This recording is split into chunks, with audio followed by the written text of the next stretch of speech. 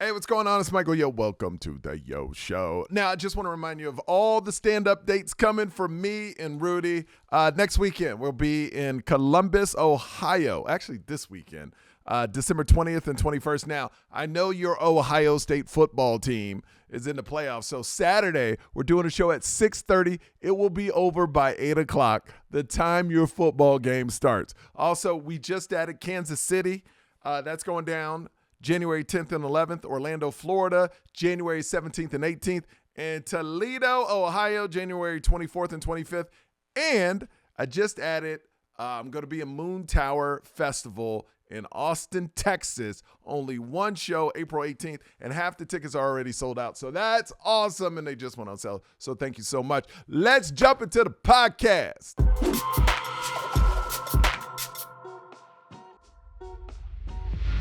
Welcome to the Yo Show. Rudy's here.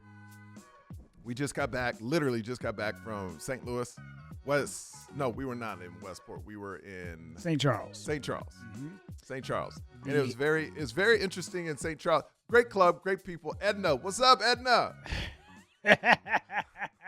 But I gotta say, we do really well in Westport every year we go. But it's something about that bridge. People do not cross the bridge in St. Louis to go to St. Charles or vice versa. Yeah. And I never could get a straight answer why. Yeah. You got to pay the toll troll. I guess so. There's something going on. It's weird.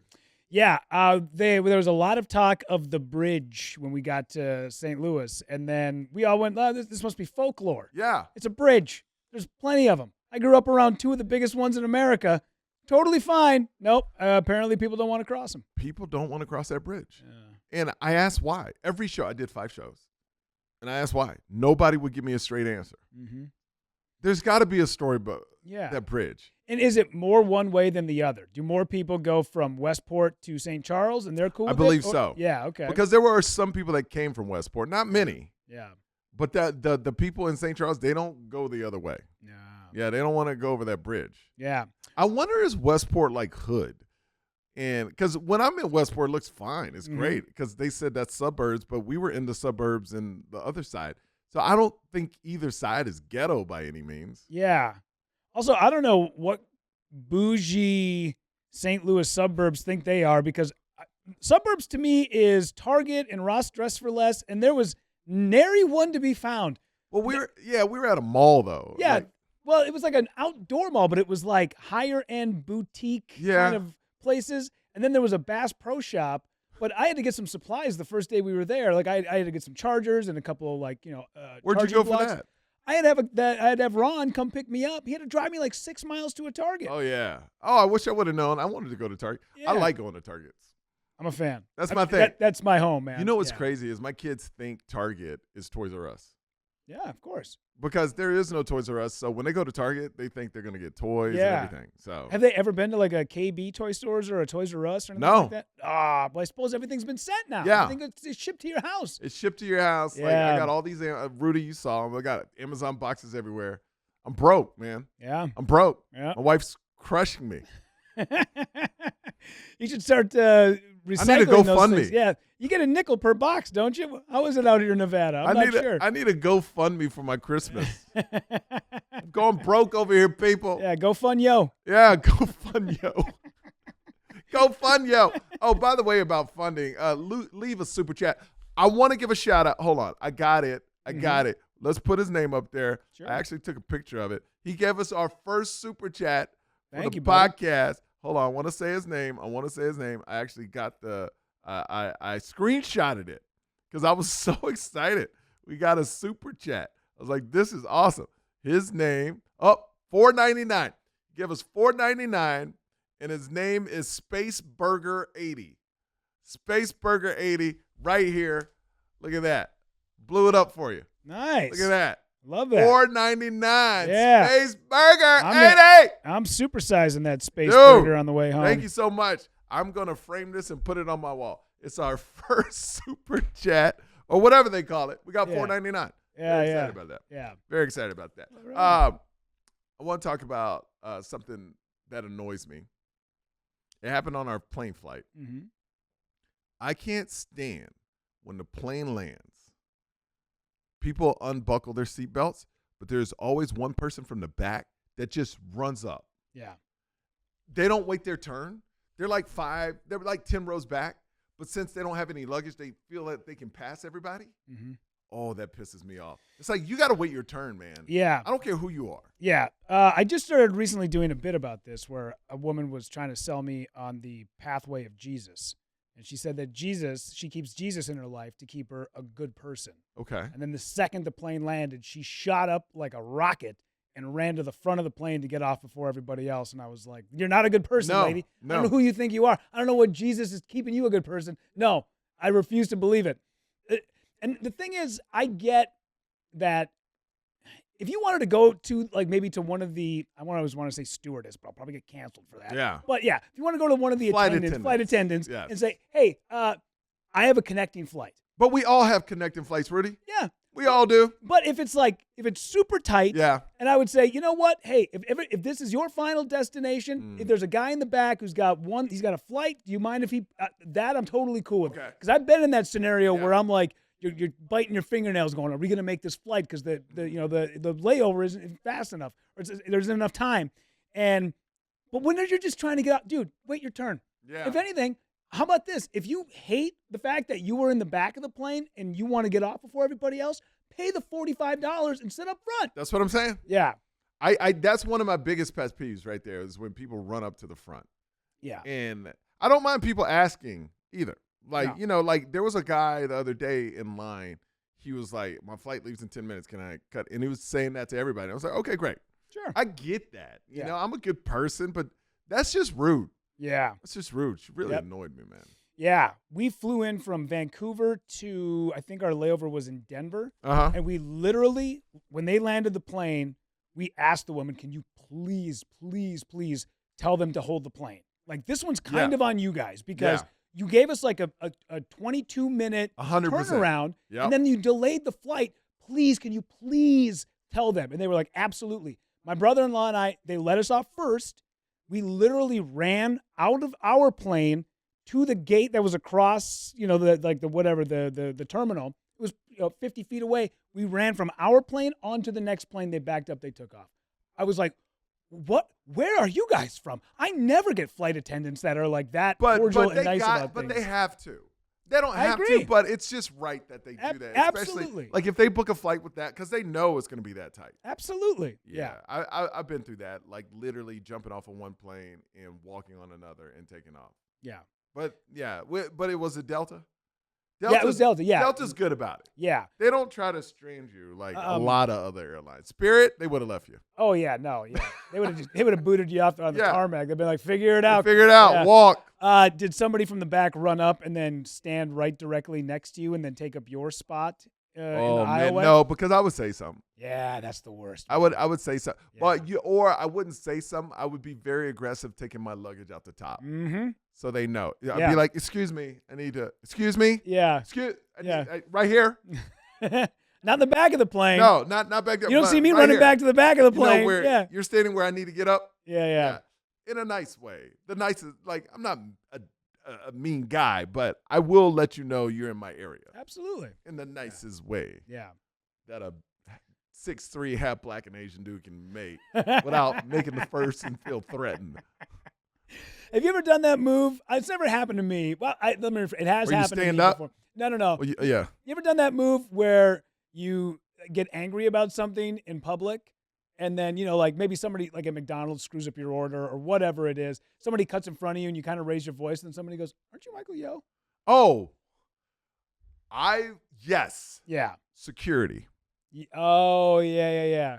So I don't know if you know, but I like to put moisture on my face when I travel. Mm-hmm. Like, I do a lot of face products, right? Yeah. I like my mom's Korean. Sure. So she sends me all these face products to put in. And this guy took the guy in security. I went through, he goes, Michael, yo, what's up, man? Love your comedy, blah, blah, blah, blah, blah, blah, blah. Thank you so much. He goes, you got this bottle in here. You can't take it. It was 5 ounces. And I used some of it, so it was probably like 4 ounces. Yeah. He's like, nah, you can't take it. And if he didn't know who I was, I probably would have made a big deal about it. Sure. Absolutely. Because it's an ounce, bro. Yeah. And that bottle cost like $90. Yeah. And my mom sent it to me. Yeah. And I was so angry, but I also was like, this dude knows exactly who I am. You know what's the craziest part about that? You could have reached into your pocket, taken out a gum wrapper, turned it into like a small little thimble, squirted some of that in there, and it would have been fine. Yeah. That's the part about it. It doesn't make any, no rhyme or reason. But why are you measuring like, it's 1 ounce over? Like, but I didn't want to say anything because he knew who I was, and I didn't want to he was a fan, and he's doing his job. Yeah. But it's like an ounce, bro. Yeah. I can understand if it was 20 ounces or something, but come on. Yeah. It was at 4 ounces. Yeah, you're not walking through with a gallon of KY. Dude, like what? Why is this a problem? I don't have 100 bottles of baby oil in my bag, okay? I'm not Diddy. Why is this an issue? It blows me away that people take their jobs. I've never understood people who take their jobs. The ones that irritate me are the ones that work at a place, but they act like they own it. Yeah. I get good employees, but when you're overly aggressive about things when you work at a place, I don't like that. No. I don't like it. I don't like it. It's like, dude, you work at a Tivana in the mall. Like, why are you make $41,000 a year? Like, why do you care so much about this place? Now, let me ask you, you worked at, what was it called? Love Sack. Love Sack. Yeah. What type of employee were you? Awful. The worst. Because I didn't care. I was like, yeah. And here's the thing. It was a fun job. I liked it. I really liked the people that I worked with, and it was a good company to work for. But first off, I'm not a sales guy. Yeah. I feel, and these couches were expensive, man. They're like $4,000, and this was 15 years ago or something. Wow. So that's a lot of money. That was a lot of money, and I had a very difficult time asking people for $4,000 because at the time I had none. Yeah. I mean, I had no money whatsoever. But it was like somebody would go, "Hey man, can I get 10% off?" I'm like, "Yeah, whatever."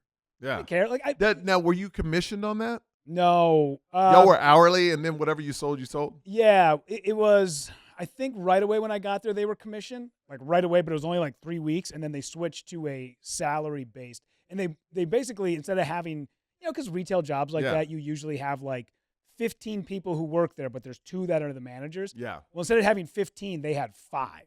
So we were basically all managers that all worked, 40 to 50 hours a week. Oh, and you got manager salaries. Yeah, we had salaries, yeah. So, but I didn't care enough about couches to really, I was like, why? This sucks. I hate being here. Yeah. It's 10 hours a day at a mall that I absolutely hate. How long did you work there? I thought I was going to work there for 3 months because I was in between radio jobs. Yeah. And 3 months turned into 3.5 years. What was the down point in your life at that mall where you were like, I got to change my life? I worked a Black Friday, and it was you've always heard the stories. Yeah. And it was brutal. It was so bad, and not to get into too many details, but it was right the week that I, basically like we announced that we were getting divorced. My ex and I, not divorced, we were separated. We weren't married, but it was that week, and then Black Friday on top of it, and then, it was like all of this. I mean, I used to have a billboard on 35W with my face on it, and now I'm selling couches in a mall. Did people ever notice you? A lot. Yeah. Now, how'd you take that? Awful. It was hard. Yeah, it was hard because I'd be in the middle of doing the spiel, showing them how the couch worked, and then they'd go, "Aren't you that dude from the radio station?" And I'm like, "Yeah." Anyway, so listen, shipping's free. Dude, it was brutal. I talked to a guy. One of my good friends is Trevor Pinnock, and he was in O-Town. And let me tell you, the first time I saw him after O-Town was probably like 10 years later, 15 years later maybe. Me and my wife went to a barbecue place in LA, and he was our waiter. Whoa. And I knew, like, I wouldn't say we were, like we were friends. We stayed in touch, but I didn't know where he worked, Mm-hmm. And it was just a shock to see a guy that toured the world. Yeah. Was working at a barbecue place. I did a podcast. If you ever find an old podcast with me and Trevor Pinnock from O-Town, it's such a humbling podcast. Yeah. Because he goes, "Hey, man, my parents taught me you got to work no matter what. You got to make money." And I was never embarrassed because I got to experience everything. But it's weird for other people. It was more weird for other people than me because I was there for a chat. Yeah. And he goes, it's weird for other people, not when you're in it. Yeah, it takes some used to.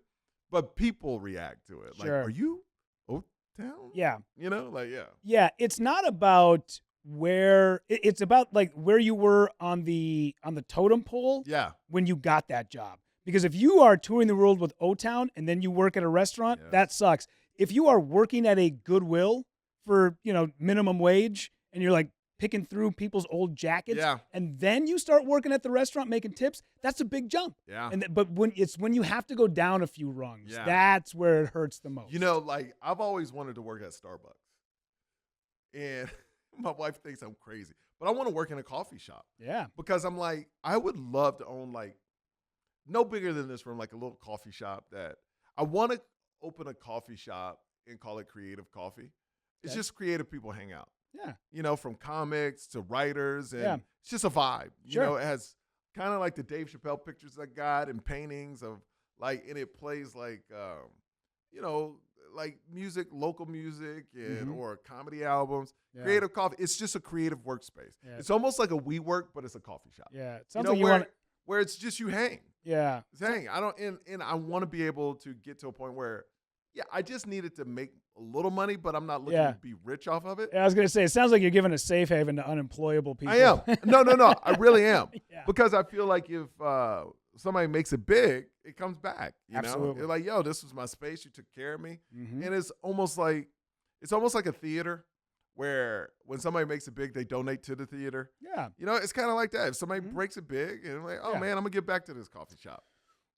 When it eventually happens for you and you start doing arenas, what is going to be the place that you give back to? Get back to comics. Already do it. I'm not even big. And already, like, I gave a guy a special, Nick Murphy. Yeah. Like, I feel, and it's so crazy because the camera's already set up. I feel like any comedian that shoots a special, there's so many way bigger than me. Why aren't you giving a special to somebody? Yeah. Yep. Why wouldn't you do everything's set up? Unless you're scared the person that's going to go on before you is going to upstage you or something, which is not going to happen because everybody's there to see you. Yeah. So to me, why wouldn't you give a person a special? It just makes sense. Absolutely. Yep. Every special I shoot, I will give somebody who opens up a special. Yeah. And literally, it was so weird to give Nick Murphy a special because everybody's like, well, where's the paperwork? I was like, there's none. Even the agents call me like, so you're like giving it? Yeah, it's a handshake deal. All you have to promise is he puts it out as a special, not just clips, because that's taking a special away from somebody else. They go, there's no paperwork? I go, nope. And it was hard for people in Hollywood to understand that, no, this is how I am. Absolutely. Yeah. People it's such a weird commodity to have somebody be a man of their word. I just want people to win. Absolutely. Like that's I want you to win. I want everybody I'm around to win. I just want people to live a better life because I've been lucky. Look, I'm not like you hear it all the time. People say, so when you like I get interviewed, like when you know you made it? And I haven't made it yet. Like to me, I have not even reached even close to where I'm going to be. I've already Rudy, I've already seen it, man. I've seen the end.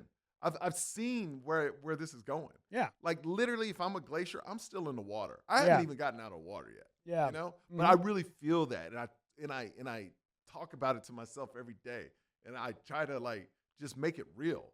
Every single day, I try to make it real. And I think this weekend, believe it or not, in St. Louis, I took a big step towards that by just trying out new stuff and slowing my pace down. I felt like I found a better voice for like my direction in the last 2 weeks have changed in comedy because it always happens when something happens to you.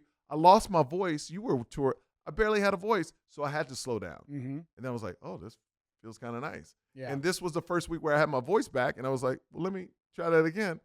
And the pops were louder, and I didn't feel like I was rushing because my pace, like in my next special, Snack Daddy, which you need to watch January 28th, I tell it like it's hitting. Boom, boom, nonstop. And I was like, now I could do that set, and it would be 15 minutes long. Same set, but it would be 15 minutes longer because the pace is slower. You know? Yeah. It's interesting how you keep growing in comedy. Absolutely. Yeah. I liked the fact that this weekend I saw you on stage with a notebook in your hand.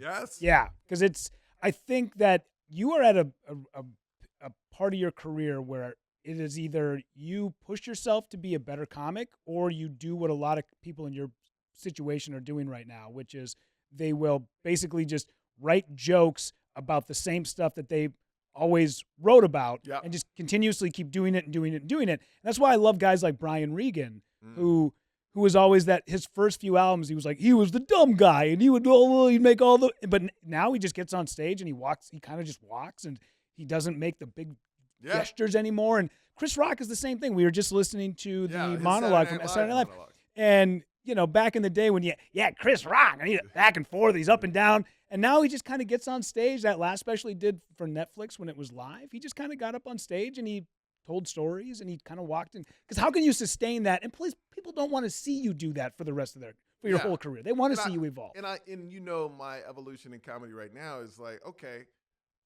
I'm trying to go. I don't want to label myself a clean comic because my this special coming out is a couple curse words, but I'm learning that my audience and the way I'm writing now, it's no cursing in it, and I'm like, I like this. Yeah. Because I don't really curse in real life. How many times unless I'm excited about something, I don't. So I want it to really match what I'm doing. In my last special, I think I only cursed twice anyway, and they're going to drop the curse words from the special, but I feel this momentum that is pushing me.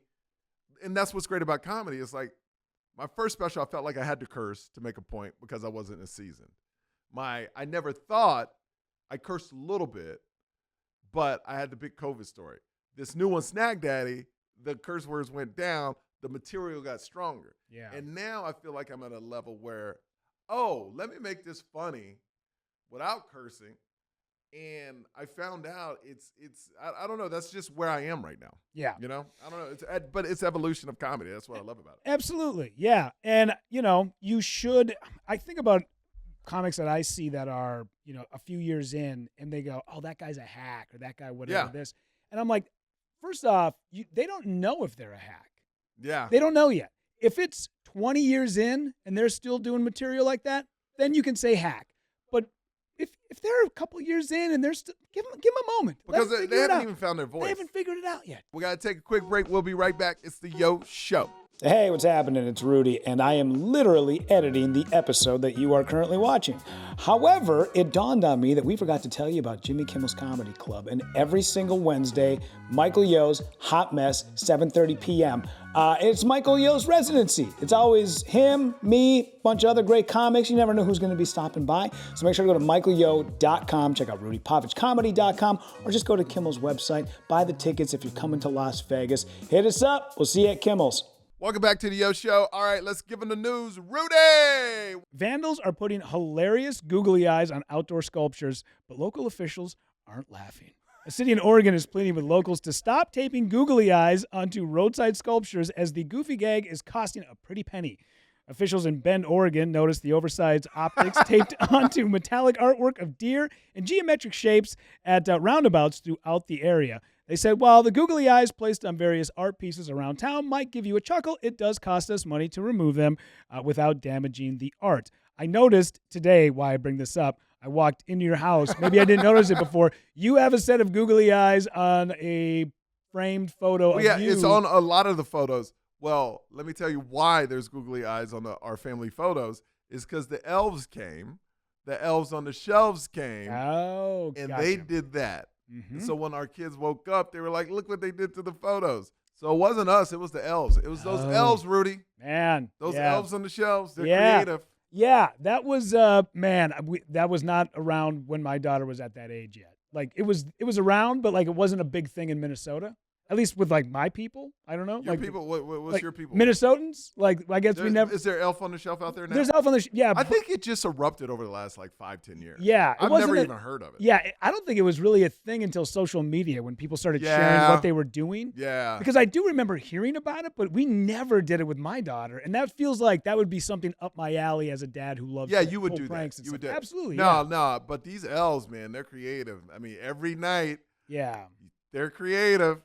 And they come after the kids fall asleep, and you're like, wow, okay, go to sleep because these elves need to come. Why are you up at 10:30? These elves got a big day tomorrow. These elves. They got a 6 a.m. meeting over Zoom on the East Coast. These elves need to catch a flight to Columbus, Ohio. You need to go to sleep.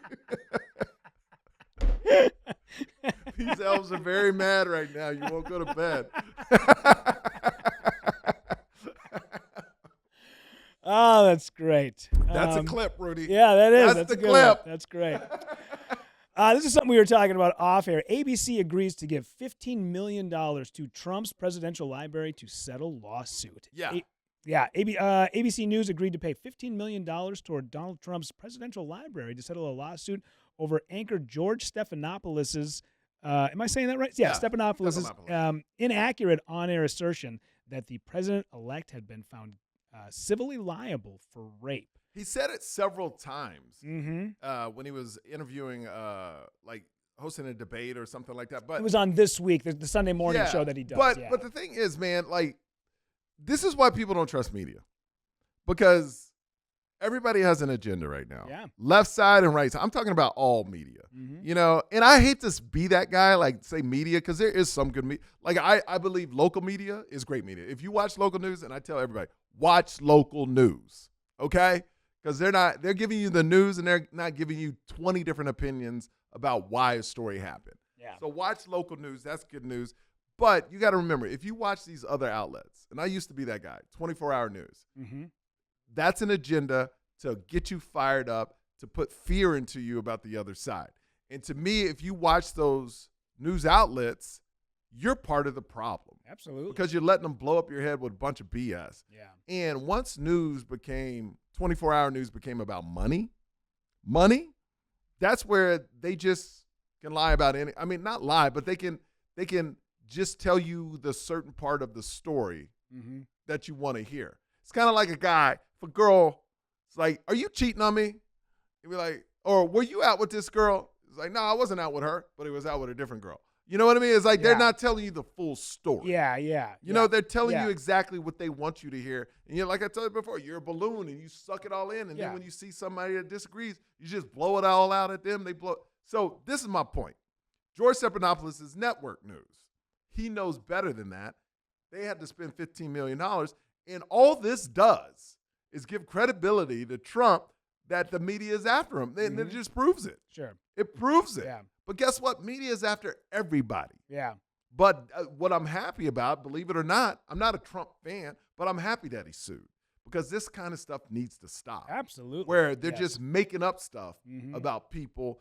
And because if George Stephanopoulos says this, then people believe it's true. You Absolutely. know what I mean? Yeah. ABC, CBS, NBC. All of them. They have for years, they were the go-to for credible news. Yeah. And now when you're starting to see places like Vice and online places where you go, why is the thing that just some dude is doing out of his basement, why is that more credible but see, that's not even credible. But that's what I'm saying. Yeah. It feels more credible I than know. the other ones. And you're like, why? Yeah, these lawsuits that, the defamation lawsuits, the more and more that these come out, hopefully it keeps people more on the straight and narrow, for sure. I'll even take it a step further.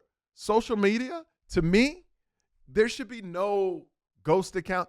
If you want an account, you should have to verify your identity. Yeah. Everybody with a social media account should have to verify. There is no ghost account. So if you say something, you're held responsible for it. Absolutely. You know, Yeah. I don't know. That's just me, you know? Yeah. But I don't know. Well, I'm glad this kind of came out, because a lot of times when you hear about these things, you don't get an opportunity to read them. They get buried on, some page. Obviously, Trump is a big name and as ABC News. But when you hear about, even though I'm not a fan of the kid, but that Kyle Rittenhouse, from Wisconsin, he sued a lot of the news outlets for defamation, for things they were saying about him, and he won. Yeah. And regardless of how you feel about him, I feel like it's the right thing to do. Well, to me, if somebody's lying on your name blatantly, sue them. Defamation, because we're going to talk. Let's talk about the Duke story. The lacrosse players, the lady that accused the lacrosse players of rape, She's already in jail for something. What's her name? I think it's on the article. It is on the where was It's it? right on the main page. It's the title. Yeah, It's in the title. yeah. Her name is Crystal Magnum. So she just came out. Crystal Magnum just came out and said she made the whole thing up. Yeah, Magnum. Here's the problem with our system, judicial system. She's already in jail for something totally different. But even if she wasn't, let's say she wasn't. Mm-hmm. She just admits she lied about it. She basically had these dudes on the news all over the place, right? And everybody thought they were guilty, and everybody was talking ish about them. They were on every newspaper, getting tarnished. Their name was getting tarnished. And now, 10 years, 15 years later, she says, I lied. Nothing would happen to her. That's a problem. Yeah. That is a problem we need to fix in America, where people can just make up stories about somebody and not get a penalty for it. Now, I know the flip side of that is if you don't have a lot of money and you tell a real story about somebody that has a lot of money, their lawyers could get them out of it, and then you would get punished for telling the truth. Sure. I know that could happen too. Yeah. But I'm saying when this was so black and white, literally black and white, that she was lying. Yeah. Like, there has to be a penalty for that. Yeah, you would think. I don't know what the statute of limitations are on something like that. I don't know. Yeah, but I would imagine that, a lot of these guys probably for those first few years, even though they were found not guilty, a lot of them, probably had a tough time finding a job or finding a girlfriend or living a normal life after this, It's sad, man. Yeah. It's sad. That's the thing is, like, I was talking to my wife, and I know this may sound wrong because I'm not victim blaming at all. But let's be honest. Everybody's not a victim. Some people make stuff up. Let's be honest. Either side, they make stuff up. Yeah. You could ruin a person's life, ruin their life. Come out just a month later and said, I was lying. They've lost endorsements. They've lost their job. They've lost the integrity of their family. Your in-laws are like, what the hell are you with this? Like, you lose everything. Yeah. And they made it up. Mm-hmm. And I hate that. Yeah. Because it happens. It happens all the time. Yeah. My friend went through that. My friend had this crazy-ass girlfriend. Crazy girlfriend that made up all kinds of stuff. He got thrown in jail a couple times. Oh, sure. But she was just lying. Yeah. And I was like, dude, first of all, get away from her. Yeah. But second of all, that's scary. Yeah. Yeah. And she was blatantly lying, and the cops were throwing them in jail. Yeah. With no evidence. Yeah. I've never had to go through it, but I can't imagine what it would be like trying to convince people that you're actually not a scumbag that did all these things. Because I get it. Like, you hear about, my Mount Rushmore of dudes who could never do anything wrong. Al Franken was on there, as was Louis C.K. Yeah. And you were like, oh, wait a minute. But I mean, obviously what Al Franken did was nowhere near as terrible as what other people have done. But they still, when you were hearing that, you were like, oh, man, I look at him in a kind of a different, I don't look at him as a monster. I look at him as somebody who makes poor decisions. Yeah. Because that is a very poor decision 100%. To make when you do something like that. If you don't know the picture, we'll put it up. You guys can see it, where the woman was sleeping and she had the flak jacket on and he did the thing. Like, it's a terrible decision. Why would you do that with a camera involved? I get that it was the 90s, but still weird. And now you'll never look at that guy the same ever again. Yeah. Yeah, he shouldn't have quit, though. I agree. He should have never stepped down. No, he should have never stepped down. Because people do far worse than that. Oh, my God. But that's the thing. We're living in a world right now where, that's no big deal. But look, I mean, it's going to be interesting these next 10 years. Sure. Because this thing can go two ways. It can get out of control, or I believe everything shifts. Like, we went through Me Too, cancel culture, and then it can swing all the way up to, well, you can do whatever you want, freedom of speech, hate speech, and it can swing back, and then it takes time to, all right, we need to land right here. Yeah. Because the pendulum always likes to swing completely the opposite way, and you see that in presidencies. Oh, yeah. You go from one extreme to the other extreme, and it keeps swinging back, and as America is like, this side is up, now this side is up, so it needs to wind up in the middle where everybody's like, yo, chill, So, what else we got? That was all the stories, man. Jamie Foxx. Yeah, why don't we take a quick break? We'll come back, finish the show with Jamie. You guys have to hear about this Jamie Foxx drama, man. This dude is going through it. Thank you for listening to the Yo Show. Stay right there. Hey, what's going on? It's Michael Yo. I am so excited. Today's Yo Show is brought to you by Bandit Wallet. Rudy, tell me all about it, man. Dude, Bandit Wallet, the best. Love it. Absolutely. First off, let's get to all the legalities of it. Minimalist design, obviously we're both about that. Try to get as much crap out of your life as you possibly can. It's under 0.3 inches thin. It gets rid of that big front pocket bulge. Well, for some of us, anyways. RFID blocking. So digital thieves, they cannot steal your card info. That's huge. That's huge. I tell you, man, everybody wants to steal info. With this, they can't steal it, which is awesome. Mm-hmm. And then it's also trackable, which is great. So they have an optional tracker card, which you can put inside of the wallet. You're always going to know where it is because it works with Apple, Find My, and Android platforms. Great. That's amazing. And plus, right now, if you are a viewer of the Yo Show, use the promo code YOSHOW40. You get 40% off. Wait, are these your cards? Those are my cards. I just hit that button. Look at that, and they bud. pop right out. Look at that. Hit the button, they pop right out. I love this. That's amazing. I love it because I've always been a wallet carrier, and I've noticed that regardless of how small or big my wallet is, I always fill it up to max capacity. Okay. This does not allow for that. Can I tell you something that this is an old thing? I went to my chiropractor, and they go, the older you get, you can't sit on your wallet. It messes up your back. Absolutely. And that's why I switched to this right here. Yeah, Bandit Wallet. Yeah. It's great. Love it. Go to bndtla.com. That's bndtla.com. banditla.com. I travel with at least one of these because I'm a card member of every airline and every hotel we stay at. Both of us. All of us, yeah. And also, we have a Yo Show code, right? Absolutely, yeah. YoShow40. You get 40% off the purchase. Yo Show 40%. We'll put it on the screen right here. Yo Show 40. And just do it. Just go check it out. It means a lot to us. It's our first sponsor, so it means a lot. Go do it later. Hey, what's up? It's Michael Yo. This weekend, Columbus, Ohio, Funny Bone. And I know your football team, the Ohio State Buckeyes, play on Saturday at 8 o'clock. We're doing a show at 6:30. It will be over by 8 o'clock. So you can watch your game. I promise you, I will be done at 7:50. Because I want to watch the game too, damn it. And he's contractually obliged to go that long, ladies and gentlemen. Yes. He doesn't have a choice. He has to go that long. So, yes, you can pregame at our pregame. Yes, pregame, and then go watch the game, and we'll go with you. How about that? But Friday night, we have two shows that are going to sell out. The early show, the 6:30 show, hopefully it'll sell out. And then the late show, we'll see, because the game will be on. So we'll see about that. But Columbus, Ohio, Funny Bone. I just added a bunch of new dates. Check out michaelyo.com. There it is right there. michaelyo.com. Snack Daddy, my new special, January 28th. All right, Jamie Foxx is going through it, Rudy. Mm-hmm. Jamie Foxx is going through it. Of course, you saw a special. I still haven't seen it. Mm-hmm. You said it was great. Loved it. Okay, tell me about it. It's more of a one-man show than it is a stand-up special. Yeah. But he takes you through everything that happened, as he had the stroke, and he takes you through. Now, did he blame Diddy for the stroke? He doesn't blame. He makes a comment about. He basically says what everybody else is saying right now. Like, I was at them parties, but I left way early. It's basically what he's saying. Okay. Right?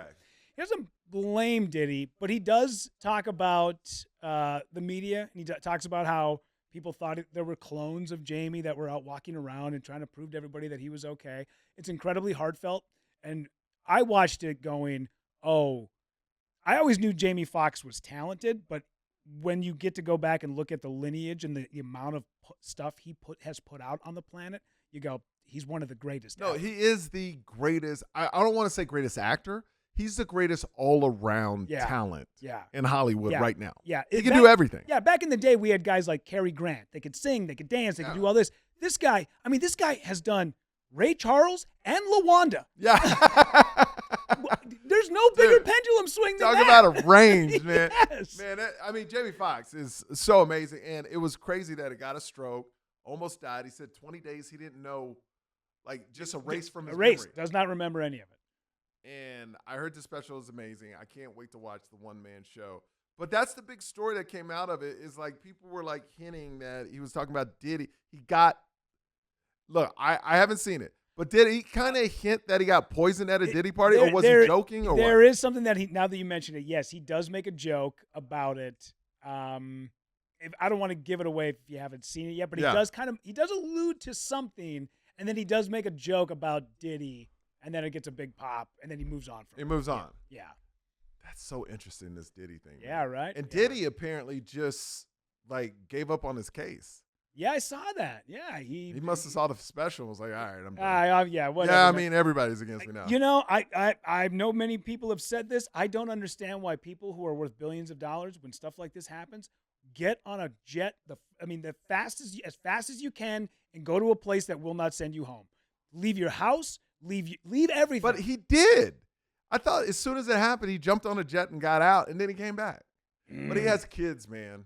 He has kids. Yeah, I would pay to have him come to my island. I would never step foot on U.S. soil. Well, let me ask you this: what place can you go? And I know this is a quick question. Like, where can you go where they can't extradite? The extradites right back here. I mean, I believe that. Hold on. What's his face? The musician. I'm spacing on his name now. I'm so bad with names. I gotta get. Where is? You know what? I'm gonna ask Siri. Siri, where's a place that America, the USA, can't extradite you from? I think France is one. United States, China, Indonesia, Iran, Pakistan, Mongolia, Russia, Taiwan, Ukraine, Vietnam, most African states, and Soviet states. So there you go. There's a lot of places you can go. And some of those places, but they have to accept you too. Sure, yeah. Because most of these places are pretty shady too. Well, you know what I mean? I get if it was like, if I was rolling over there because the FBI, they'd be like, no, we're sorry, dude. Yeah. But guys like Diddy, they got power, they got clout. They got money. They got money. They'd say, hey, you're more than welcome to live on our lands. No problem. Yeah. I don't know. The special's great, though. It's I'm glad. I was going to watch it on the flight. And then I was... Well, the Jamie Foxx one. Yeah, and I'm glad that I didn't. Yeah. Because I cried so hard. Did you really? Yeah. You cried during the special? Oh, because he does. He has moments with his daughters. On stage? Yeah. Oh, that's great. It's wonderful. And his daughter brings him up on this.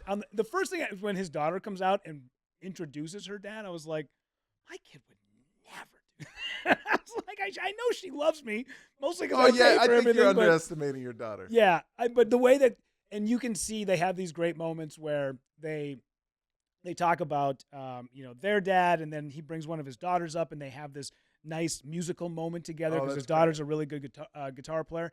And then, you can always tell that a good testament of a man is by what his children say about him. Yeah. And Jamie Foxx's daughters have nothing but admiration and love for that guy. And then this weekend when we were in St. Louis, I was doing some work, and I usually just keep ESPN on in the background, and they had a 12-minute segment on Stuart Scott. Oh, what a great guy. Bawled my eyes out watching. It's so sad. Oh, man. it was so. I called my sister and I was like, I just want to tell all you guys I love you so much. She's like, what is going on? I'm like, all I want for Christmas this year is a Stuart Scott sweatshirt. She was like, where is this coming from? I'm like, I don't know. I'm just in the Christmas spirit. I'm telling you, man. Stuart Scott, legend, man. Such a great guy. The best. Yeah. Oh, he's so good. Yeah. But the special is worth going to see or watching it. I'm telling you. But I would say if you're gonna watch it, turn the phone off, sit down, watch it, because really focus on it, because he sings, he dances, he plays piano, he shows all the clips. He shows all of the super serious roles that he did when he's talking about Django Unchained. And it was like, as soon as I got done watching it, I'm like, I have to go watch Django now. Oh, man. Because that movie is just so My dad iconic. loves Django. Oh, it's so good. He loves that they use the N-word. Oh, it's so good. My dad's like, that's the way movies are supposed to be, because that's how it really was. They didn't shy away from it. That's how it really was. My dad hates when they don't use it for a timepiece. Yeah. He goes, no, you need to let people know that really happened. Yeah. It's a disservice when you don't use it. Yeah. You know what I mean? When Sam Rockwell, when they shot the movie, the one where he's I guess he's like the president of the chapter of the KKK, and then he meets the black woman who like segregates the school and all that, or helps, great movie. But like apparently after every take, like Sam just drops the N-word 70 times in that movie, and after they'd be like cut, he's like, I am so sorry. Yeah, I know. I'm so sorry. It would have been weirder if he didn't. He'd be like, all right, have a good day. Yeah, right, yeah. All right, guys, y'all have a good one. That'd he be just great. drops one when he Yeah. Later. Yeah. Just silence in the room right now. He's like, what? What's everybody looking at me for? What'd I do? Okay, anyways, we're getting lunch? We're going to cater. I'll take turkey. I don't eat with y'all. I don't eat with y'all N-words. No, Get the hell out. Just think if he was that Daniel Day was a method actor. Oh, It just kept it going on. Yeah, walking around all day. Yeah. Yeah, walks into a bar like, oh, man. Yeah, oh, man. These N-words are everywhere. Man. I can't. Woo! He's just got a guy with him who just walks around like, no, this is for a role. This is a role. Telling you, like 6 months is going to come out. It's method acting. He's method acting, right? He doesn't mean it. It's just method. All right, we got anything else, Rudy? I think we're good, man. We got dates coming up. I'm looking forward. Christmas is next week. Put all the dates up. We got the dates going on right there. I know. Hold on. I'm going to tell you all the dates. We got Columbus, Ohio this weekend. Come on out. We also got Kansas City the beginning of January. Come on out. We got hold on, MichaelYo. Go to michaelyo.com. But we also got Kansas City, Orlando, Florida, Toledo, Ohio. We got that. Austin, Texas is all the way in April. But get your ticket. If you live in Austin, get your tickets now because it's already halfway sold out. It's going to sell out. It's in April. I'm doing Moon Tower. Believe it or not, it's my first festival I've ever done. Amazing, I've stayed away from festivals on purpose because you know me. I'm not really a people person. Yeah. I'm not a hanger. You know what I mean? Festivals are amazing when you are just getting into comedy or when you've broke and you can sell theaters and do big shows. Yes, but now it's like my wife is always saying, you need to network. Yeah. And I took this festival, and the people there are amazing, and I love Austin, and I get to see Rogan and Tony and all these guys. So, and then just hang out with comics. This is the first, and another reason why I took it, believe it or not, I took it because of Rudy, because Rudy will make sure I meet people because you know everybody. Dude, I tell everybody, network out of your league. Yes.